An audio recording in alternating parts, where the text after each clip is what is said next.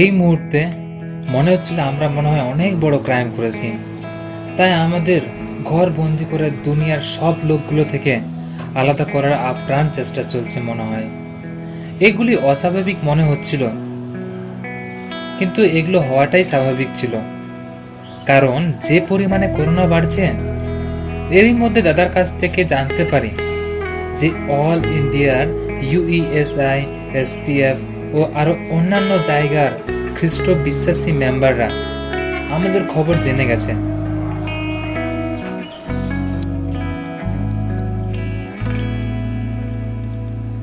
কারণ দাদা union of এভেঞ্জেলিক্যাল students of ইন্ডিয়ার একজন স্টাফ, তারই মধ্যে দিয়ে সবাই জেনেছে।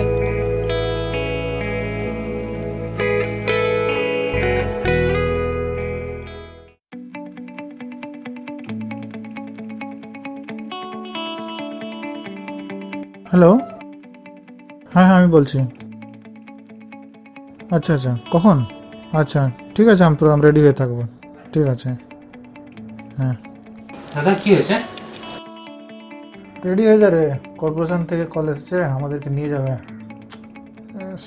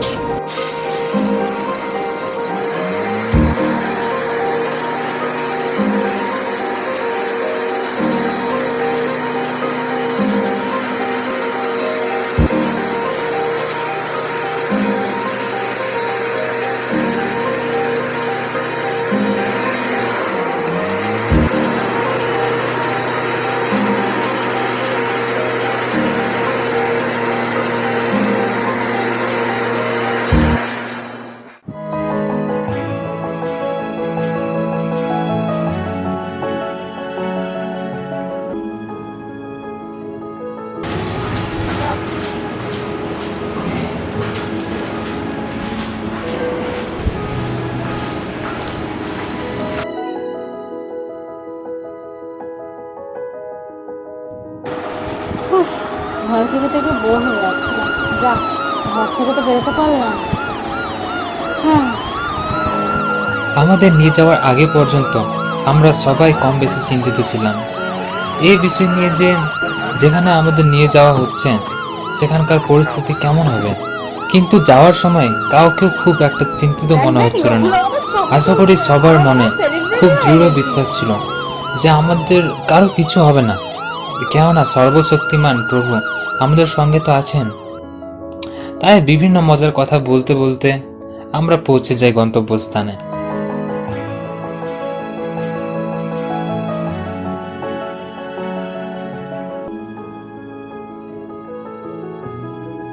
এরপর একের পর এক ঈশ্বরকে ধন্যবাদ দিতে থাকি, কারণ যেরকম পরিকল্পনা করতে পারেনি সেরকম আমাদের থাকার জায়গা ও অন্যান্য সকল প্রয়োজন ঈশ্বর আমাদের জুগিয়ে দিয়েছিলেন আবার সঠিক সময়ে।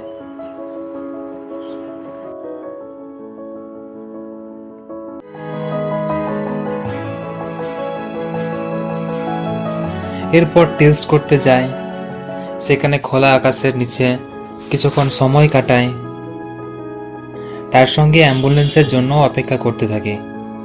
তারপর ফিরে আসি। আস্তে আস্তে দিন কাটতে থাকে আর বোঝার চেষ্টা করতে থাকি ঈশ্বর আমাদের এখানে কেন নিয়ে এসেছেন এবং এখান থেকে কি কিছু শিখতে পারছি। হঠাৎ একদিন চিৎকার চেঁচামেচি শুনতে পাই, পরে জানতে পারি যে এক পরিবারের কর্তা মারা গেছে। তাই তার ফ্যামিলি ভীষণভাবে ভেঙে পড়েছে, এমনকি ডাক্তারের সঙ্গেও ধস্তাধস্তি করেছে, কারণ শেষবারের মতন হসপিটালে থাকা তাদের সেই বডিকে তারা দেখতে চাইছিল। সেই দিন খুব ভালোভাবে অনুভব করেছিলাম সেই পরিস্থিতিকে, যা বলে বোঝাতে পারবো না। এই অবস্থা দেখে দাদা সবাইকে হোয়াটসঅ্যাপে এসএমএস করে বলে আমরা সবাই যেন তাদের জন্য প্রার্থনা করি, যেন ঈশ্বর তাদের সান্ত্বনা দেন, কারণ যারা ঈশ্বরের উপর নির্ভর করতে জানে না তাদের কাছে এই পরিস্থিতিগুলো পার করা খুবই কষ্টকর। তার সঙ্গে পরপর আরো দুটো ফ্যামিলির একই অবস্থা হয়। এরই মাঝে আমাদের রিপোর্ট চলে এসেছিল। আমরা ঈশ্বরকে অনেক ধন্যবাদ দিয়েছিলাম, আর আমাদের থেকে মনে হয় দাদা খুব বেশি ধন্যবাদ দিয়েছিল, কারণ পরিস্থিতি অনুযায়ী তার পজিটিভ আসার সম্ভাবনা সবচেয়ে বেশি ছিল। আশা করি মনে হয় ঈশ্বরের ইচ্ছায় তারও নেগেটিভে আসে। এরপর দেখতে দেখতে 10 দিন পার হয়ে যায়। 10 দিনের মাথায় আমাদেরকে বাড়ি ছেড়ে দেয়, কিন্তু বাড়িতে এসেও কোনো রেহাই পায়নি, কেননা 15 দিন অবধি আমাদেরকে ঘর বন্দি করে থাকতে হয়েছিল।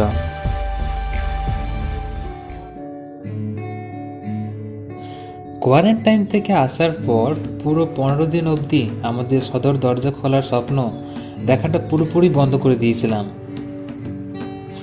তার মধ্যে প্রতিদিন স্বাস্থ্য দপ্তর থেকে ফোন আসতো আমাদের খবর জানার জন্য। এভাবেই দিন কাটতে থাকে।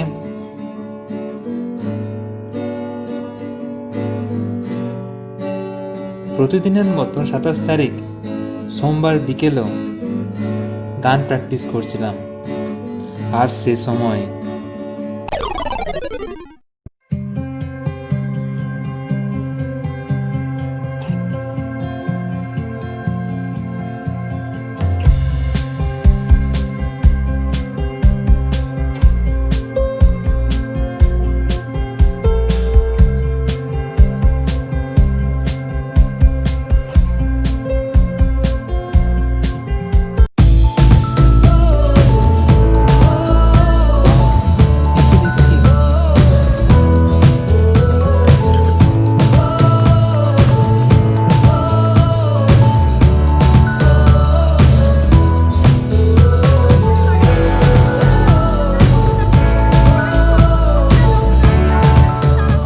লকডাউন মানছে না এখনো, কি বলবেন?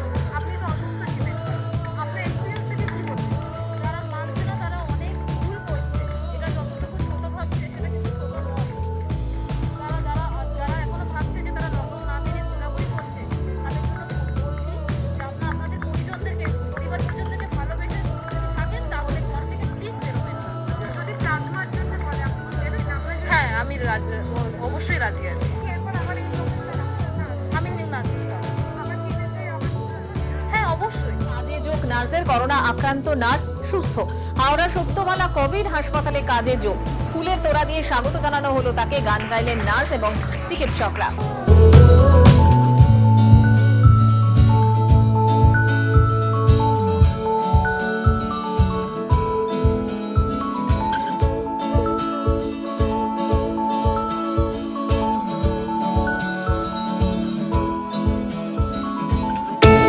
খুবই ভালো লাগছে যে আবার পেশেন্টের কাছে আসতে পেরেছি এবং আবার আমার যে কাজ সেই কাজে আবার যোগ করতে পেরেছি। প্রচণ্ডভাবে যখন জানতে পেরেছি, যখন পজিটিভ হয়েছি, তখন খুবই মানে নিজের জন্য অতটা হয়তো চিন্তা ছিল না, কিন্তু বাড়ির লোকের জন্য আমার প্রচুর চিন্তা ছিল। কারণ আমি জানি আমি যেই জায়গায় কাজ করছি সেখানে আমার হতে পারে, এটা স্বাভাবিক, এটা কোনো কিছু আমার কাছে বড় ব্যাপার ছিল না। কিন্তু যেহেতু আমার ফ্যামিলি সেখানে সাফার হবে, তার জন্য আমি খুবইভাবে ডিপ্রেস হয়ে গেছিলাম। কিন্তু এক জায়গায় আমি যেহেতু একজন খ্রিস্টান মহিলা, তো সেই হিসাবে আমার প্রভু আমার জিজাস আমাকে বলেছিল যে সেই জায়গা থেকে তিনি আমাকে বার করবেন, এবং তিনি সত্যি আমাকে ওখান থেকে বের করে নিয়ে এসেছেন, এবং আমার ফ্যামিলি পর্যন্ত কিছু হয়নি। আর এইভাবে সম্বর্ধনা ঢুকতেই হাততালি দিদিদের কাছে। সত্যি আমি এক্সপেক্ট করিনি যে এইভাবে আমাকে আবার ওয়েলকাম জানানো হবে, এবং আমি এটা কোনোদিনই আশা করি। এই বন্ধুরা, তোমাদেরকে অনেক অনেক ধন্যবাদ জানাই। তোমরা মনে হয় সবাই খুব ভালো আছো, আর তোমাদের মনে হয় এপিসোডগুলো ভালো লাগছে, আর এর জন্য তোমরা এই 3 নম্বরটাও তোমরা এখন দেখছো। আর তোমাদের কাছে একটা ছোট্ট খবর নিয়ে এসেছি, সেটা হচ্ছে যে 4 নম্বর পার্টটা আমি বের করছি, সেই 4 নম্বর পার্ট কিন্তু অবশ্যই দেখবে, সেটা মিস করবে না। আর সেখানে আমরা অনেক কিছু শেয়ার করবো তোমাদের সঙ্গে, যে সেই পরিস্থিতিতে আমরা কী শিখতে পেরেছিলাম, আর আমাদের লাইফ সেই জিনিসটা মানে সেই সিচুয়েশানটা কী শিখিয়ে দিয়েছে। আমরা ধন্যবাদ দিই, তোমরা ভালো থেকো, আর এরকমই আমার চ্যানেল ফলো করতে থাকো। God bless you, bye by.